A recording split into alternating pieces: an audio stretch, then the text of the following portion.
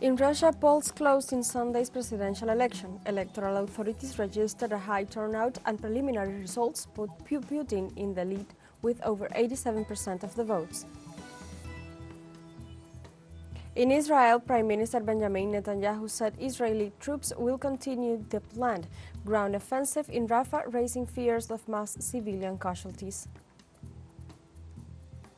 And in Angola, authorities reported over 30,000 people affected by flooding after heavy rains in the province of Bengo.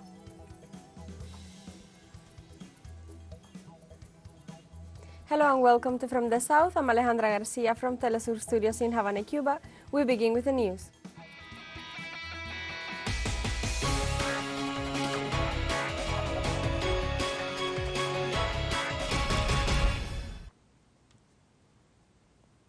Candidate Vladimir Putin leads the Russian presidential election with 87.97% of the votes, according to the first polls.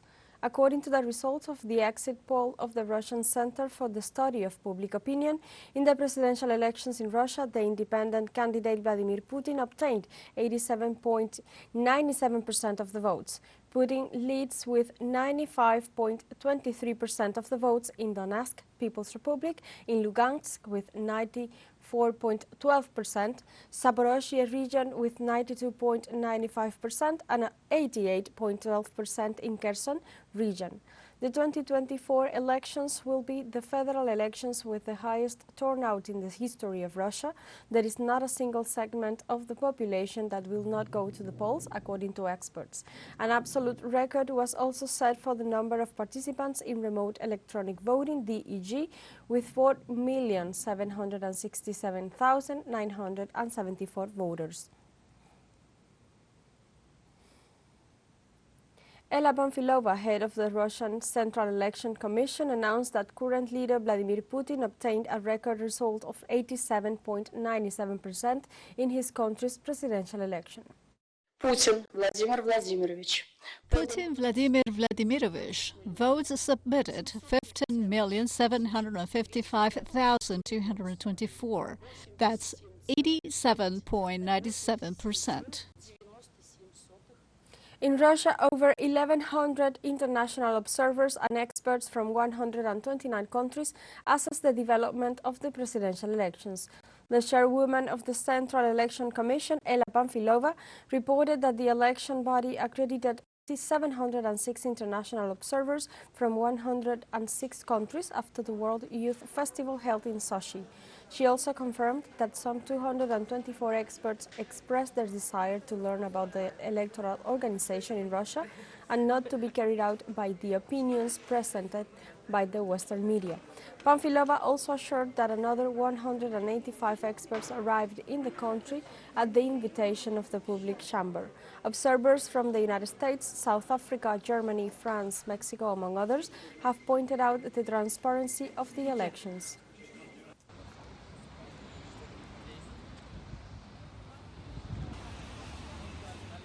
Ukraine continues its offensive against the right of Russian citizens to democratically elect their authorities. Several drones heading for Moscow were destroyed by Russian defenses on Sunday. Sergei Sobyanin, the mayor of Moscow, reported that one drone was destroyed in the Ramensky district, another one in Stupinsky, and the third one in Domodedovo. The new attempted attack was carried out early on Sunday and left no casualties or major damage. Several experts and some foreign media have questioned Kyiv's strategy. As far from frightening the voters, it has to manage the increase the turnout. This Sunday, Ukrainian aggressions left several dead and wounded.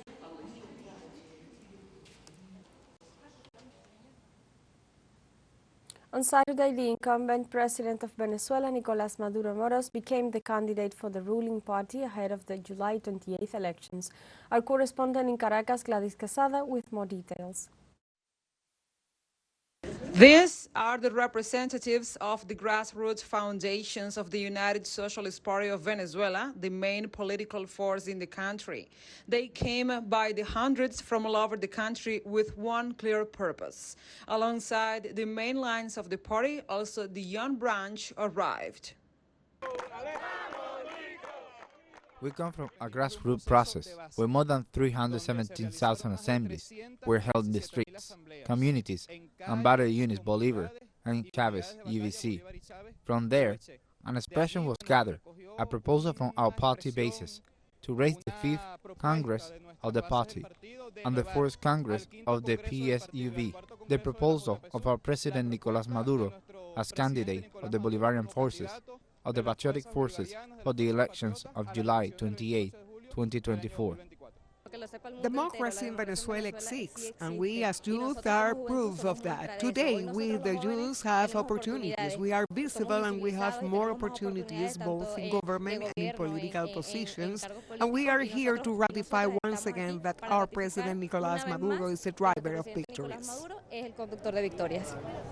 Among the main key points that back this nomination are the Argyle dialogues, the homecoming and rescue of Venezuelan diplomat Alex Saab, kidnapped in the U.S., the struggle for the Essequibo region, and the defense of the nation's natural resources. However, they have other reasons for the nomination. The only candidate who can guarantee the stability of the country, there is no other, is definitely a compromise. President Maduro has not been allowed to govern. He has had many measures, many attacks, and many contrary actions that have not allowed him to govern. And one sees the insistence of ratifying the needs of the people, in contributing to the people, in solving things, and I believe that in a circumstance of progress, of development, President Maduro would surely do better. Maduro represents a bond with Chavez, with the first spark of the revolution. That's why they packed the Poliedro of Caracas, a venue intended for sports and big events that today hosted the party's Congress.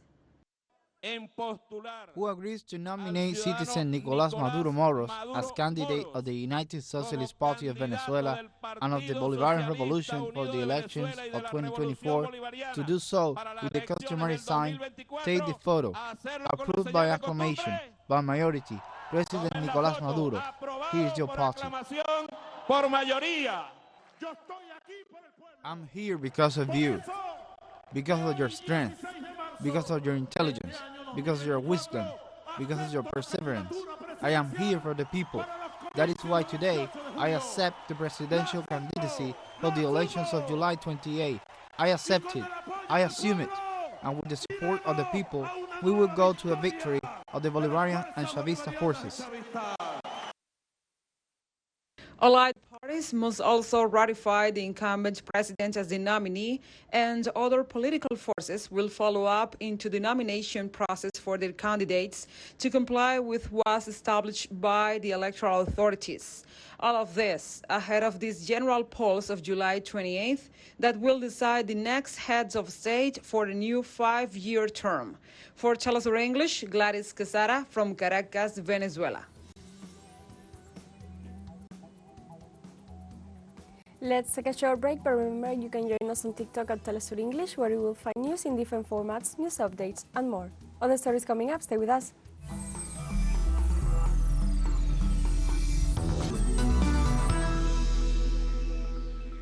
Welcome back. In Haiti, one of the 17 containers of humanitarian aid for women and children of the United Nations Children's Fund, UNICEF, was looted in Port-au-Prince. UNICEF representative in the Caribbean country, Bruno Maes, denounced the incident as an attempt to deprive children of vital health supplies amid the collapse of the health system. The incident took place on Saturday morning and comes at a critical time when children need them the most. The items looted include those needed for maternal, neonatal, and child survival. Haiti is in the midst of a governance crisis that has been escalating since the assassination of President Jovenel Moïse in July 2021. The United Nations agency explains that a week ago, several armed groups breached the main port of the Haitian capital, cutting off one of the city's last supply routes for food and supplies.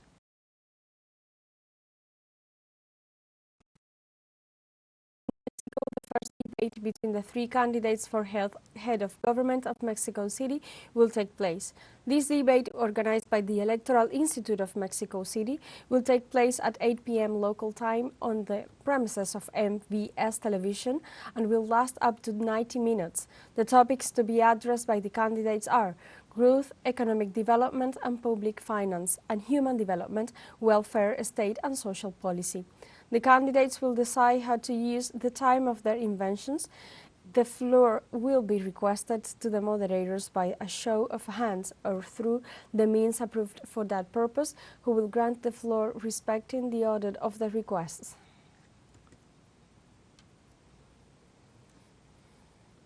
Republican hopeful Donald Trump predicts a bloodbath if he does not win November's presidential elections. Insults, including against foreign leaders, disqualifications, racism, and now threats, have replaced proposals in the speeches of both Joe Biden and Donald Trump. The latter has undoubtedly taken a significant leap in his most recent public address in Ohio.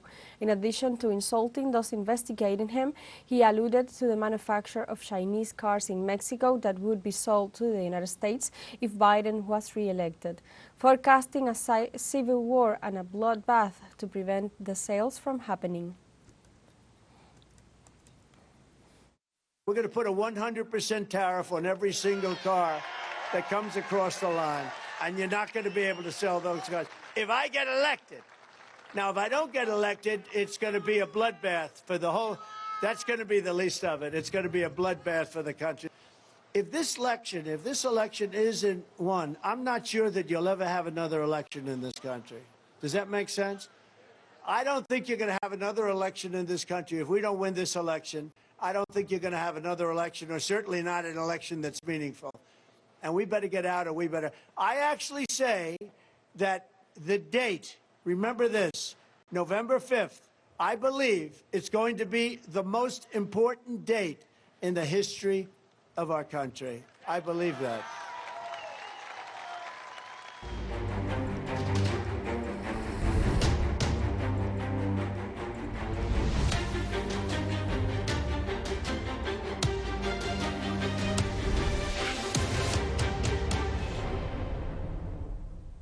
Israeli Prime Minister Benjamin Netanyahu said Sunday that Israeli troops will continue the planned ground offensive in Rafah in southern Gaza, which has raised fears of mass civilian casualties. His remarks came as talks were expected to resume in Doha on a truce in Gaza, where Israel has been waging a campaign against Hamas Palestinian resistance for more than 5 months. Israeli cabinet members were scheduled to discuss the negotiating team's mandate late Sunday. Netanyahu's office said the Prime Minister was also scheduled to meet with German Chancellor Olaf Scholz, who was expected to reiterate his warning against a ground offensive in Rafah. Most of Gaza's 2.4 million residents have taken refuge from relentless Israeli bombardment in the southern city, near the coastal territories bordered with Egypt. Israel and Hamas prepared to launch a new attempt to reach agreements on Sunday in Doha, Qatar. The whole world demands an urgent ceasefire. Before leaving, only 5 members of the Security Cabinet met in Tel Aviv. The national media speculated that Hamas' proposal was on the table. The Doha meeting also had as an input the document of the Palestinian resistance. It contemplates the handing over of hostages in exchange for 100 Palestinian hostages, some of them sentenced to life imprisonment, as well as a ceasefire in 3 phases. The Israeli delegation, led by the head of Mossad, David Barnea, starts with a pessimistic outlook because they consider the Hamas proposal unrealistic. Large demonstrations took place worldwide for a ceasefire in Gaza and the right of the Palestinian people to freedom, while the genocidal Israeli army killed 92 people, almost all of them women and children, in less than 24 hours. In addition to the deadly toll, Palestinian authorities registered 130 wounded. Israeli fighter planes bombed Khan Yunis and Rafah overnight. Almost simultaneously, occupation forces blew up a house in West Gaza and another in Deir al-Balah. This latest onslaught brings the death toll to 31,645 and the number of wounded to over 73,600, according to official figures endorsed by the World Health Organization.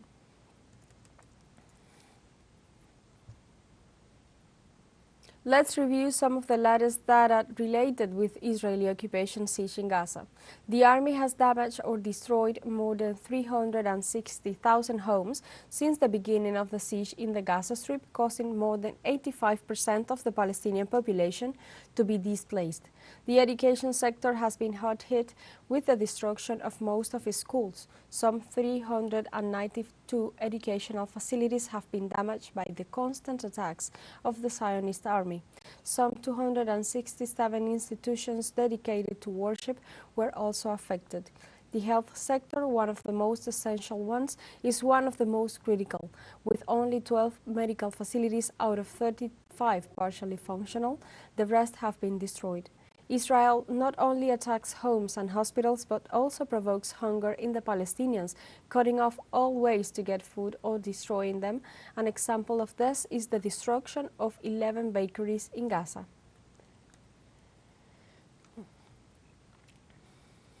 We have a final short break coming up, but before we invite you to join our WhatsApp community for our English-speaking audience, you can scan the QR code on screen to join directly and share the link to reach more people.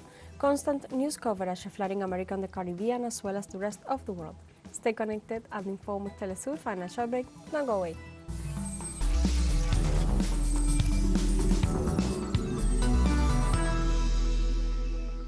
And we go live now to Russia, where President Vladimir Putin is providing statements.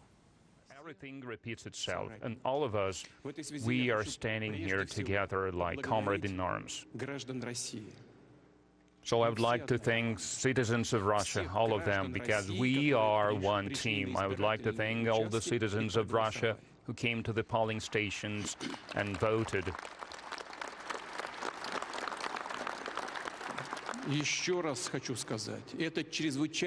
Once again, I would like to say it is a very important thing. It is not a thing of formal legal matter. The source of power in a country is the Russian people.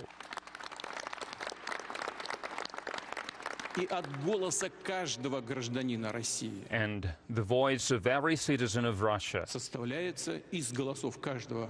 out of every voice, we are building one common will of the people of the Russian Federation. It is an essential pillar of the existence of our country, of its development in defense, in science, in education, in all other vital areas. And of course, today, under the conditions we are living in, I would like to express the special gratitude to our warriors, to those lads who are at the line of contact, ensure the conditions for the development of our country, for existence of our country. They risk their health, they risk their lives, they spare no effort to defend our people in the so-called new territories, but actually these are historic Russian territories. They ensure safety of the country in general. I would like to express the words of gratitude to all of those who worked as a volunteer in campaign headquarters, and a lot of times it was not just a routine work to collect signatures or to campaign, but sometimes it also posed a risk to one's health. Just look at how things are being done in these so-called new territories. Even though these people are far away from any military professions, these are the people of civilian occupation. And we can see here a lot of women behind my back. They are not afraid of anything. They work. They fulfill their duty in the face of their homeland.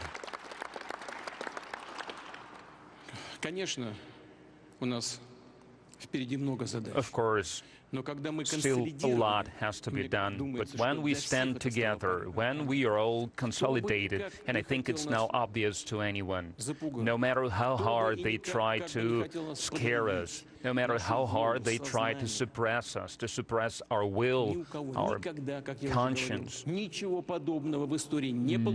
one has ever succeeded in history. They failed now, and they will fail in the future. They will never succeed. And we, on the contrary, when we stand together, when we feel as one family. I have just talked to Patriarch, and he said the right words, the good words.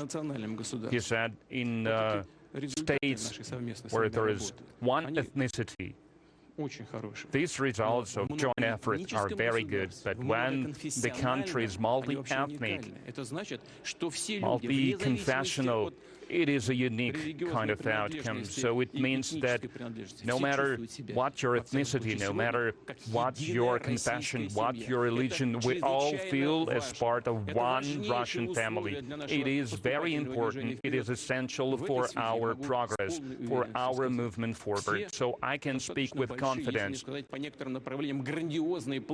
All the plans, all the ambitious plans that we have and that I spoke about during my address to the Federal Assembly, all of them, all of these tasks will be carried out. All the goals that we have set out for ourselves will be reached, will be accomplished, and we together will do everything to ensure this.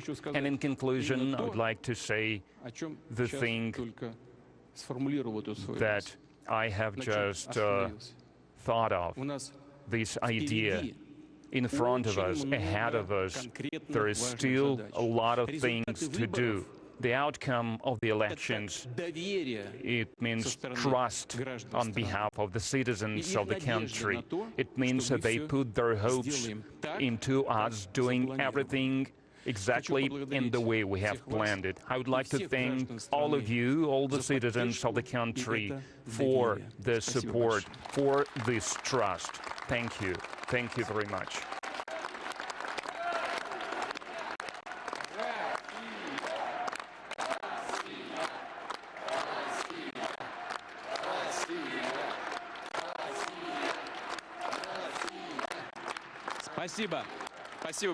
Thank you. Thank you very much. A speech of unity, I think that was an energetic. We were listening to the statements of the Russian president in the final hours of this third day of elections, a process that took place without setbacks, and a process that united the people of Russia and showed the one common will of the people, as the president highlighted. Putin offered a special gratitude for the women and men warriors of the country who are risking their life for the commonwealth of the country and to defend their homeland. More updates in the telesurenglish.net webpage, as well as in the upcoming news brief. Stay tuned. Thank you so much and for joining us in this news brief. We are coming to the final moments of the news brief. You can find these and many other stories on our website at telesurenglish.net and join us on social media: Facebook, X, Instagram, Telegram, and TikTok. For Telesur English, I'm Alejandra Garcia. Thank you for watching.